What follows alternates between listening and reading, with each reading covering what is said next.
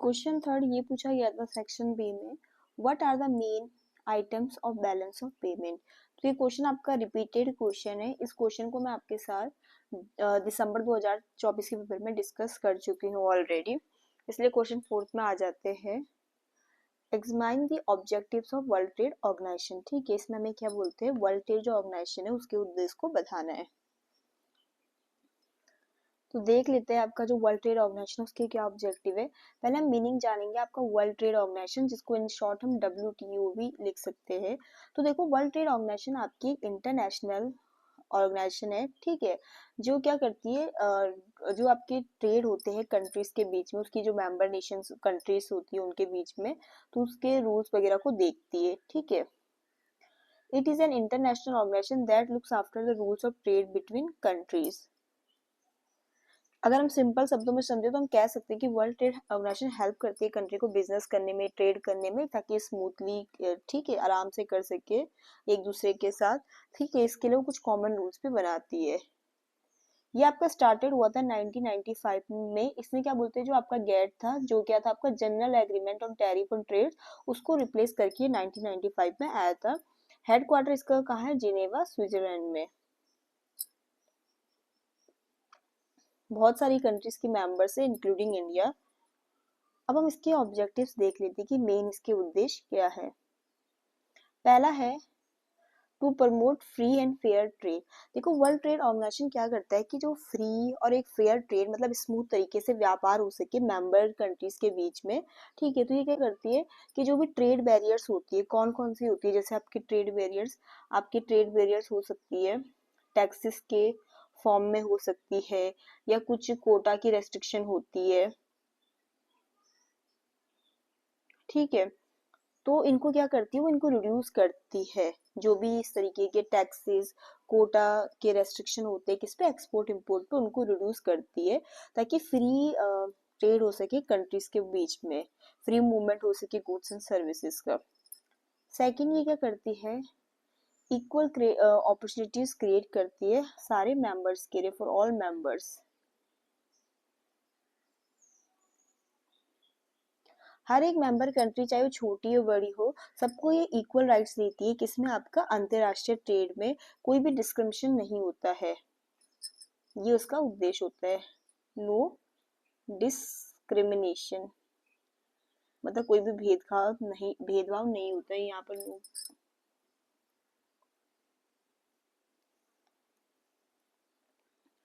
No discrimination is allowed, ठीक है। जितने भी मतलब इसके आपके मेंबर कंट्री से, सबके लिए मतलब क्या बोलते हैं, सबको बराबर ये अपॉर्चुनिटीज देती है। ये इंक्रीज करती है एक हेल्दी कंपटीशन को। वर्ल्ड ट्रेड ऑर्गेनाइजेशन क्या चाहती है कि फेयर कंपटीशन होना चाहिए कंट्रीज के बीच में, ताकि ऐसा ना हो कि जो आपका स्ट्रॉन्ग नेशन हो वो एक्सप्लॉइट करके आपके वीकर वन को। तो एक हेल्दी कंपटीशन को बढ़ावा देती है।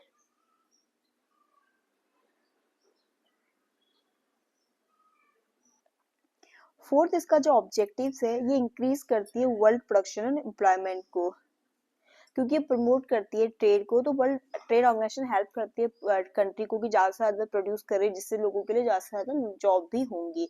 ये इसका फोर्थ ऑब्जेक्टिव है। फिफ्थ है आपका to ensure predictable and transparent trade policy.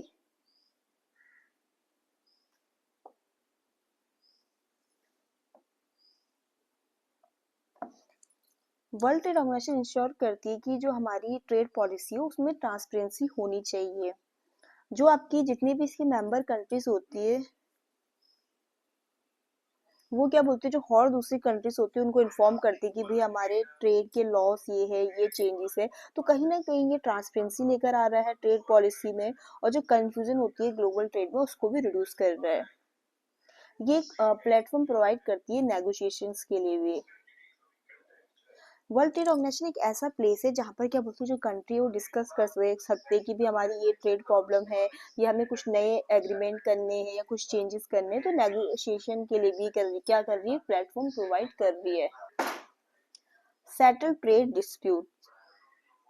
अब क्या होती है भाई, इतनी सारी कंट्री आपस में व्यापार कर रही है, तो ऐसा भी तो हो सकता है कि किसी चीज के लेकर उनके बीच में डिस्प्यूट्स हो जाए, मतभेद हो जाए, कॉन्फ्लिक्ट्स हो जाए। तो अगर दो कंट्रीज है उनके बीच में कोई ट्रेड कॉन्फ्लिक्ट्स है, तो वर्ल्ड ट्रेड ऑर्गेनाइजेशन उसको भी सेटल डाउन करती है। वो एक कोर्ट की तरह एक्ट करती है और हेल्प करती है कि आपका शांतिपूर्वक जो डिस्प्यूट्स उन कंट्रीज के बीच में वो सॉल्व हो जाए। To help developing countries, world trade organisation special support flexibility देती है आपकी, जैसे जो विकासशील देश है जैसे इंडिया होगी या और भी जो भी डेवलपिंग कंट्रीज है उनको, ताकि वो और भी अच्छे से ग्रो कर सके, compete कर सके वर्ल्ड ट्रेड में। ये वातावरण को भी प्रोटेक्ट करती है। वर्ल्ड ट्रेड ऑर्गेनाइजेशन जो भी अपनी कंट्री से उनको इनक्रेज करती है कि भाई आपको इन्वायरमेंट फ्रेंडली ट्रेड प्रैक्टिसेस को अपनाना है।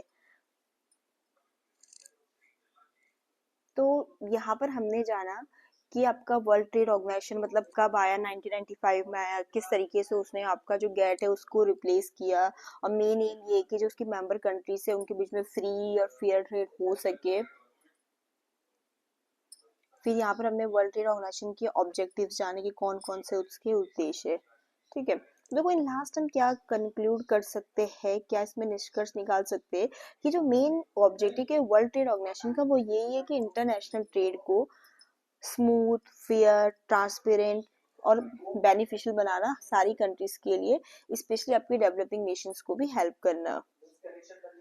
वर्ल्ड ट्रेड ऑर्गेनाइजेशन आपका बहुत इंपॉर्टेंट रोल प्ले करता है हमारी ग्लोबल इकोनॉमी में, क्योंकि हेल्प करता है कंट्री को ना कि कॉपरेट करे भी ट्रेड में, प्रॉब्लम को सेटल डाउन करता है और ग्रो करे साथ में, और एक फेयर इंटरनेशनल बिजनेस को बढ़ावा दे।